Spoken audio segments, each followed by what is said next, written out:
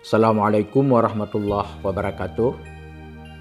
Saya Tunku Haji Faisal Ali, Ketua Majelis Permusyawaratan Ulama Aceh, mengharapkan kepada seluruh masyarakat Aceh, mari sama-sama kita memperingati musibah dan para korban syuhada tsunami dengan kegiatan-kegiatan yang sesuai dengan konteks musibah dan sesuai dengan syariat Islam dan adat Aceh kita.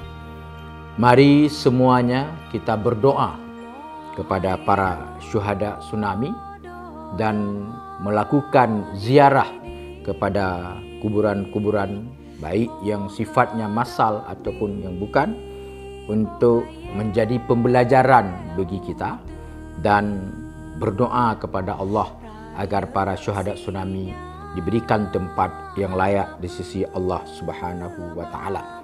Hindari kegiatan-kegiatan yang dilarang oleh agama kita, tidak sesuai dengan adat kita dan tidak ada manfaatnya bagi kita dan tidak ada manfaatnya bagi para korban tsunami. Jadikan peringatan ini menjadi momentum nasihat bagi kita semuanya, bahawa apapun yang Allah kehendaki pasti bisa, dan Allah tidak perlu menunda-nunda pelaksanaan apapun yang Allah kehendaki itu, dan kita pada saatnya juga akan kembali kepada Allah Subhanahu wa taala. Wallahul muwaffiq ila aqwamit thariq. Assalamualaikum warahmatullahi wabarakatuh.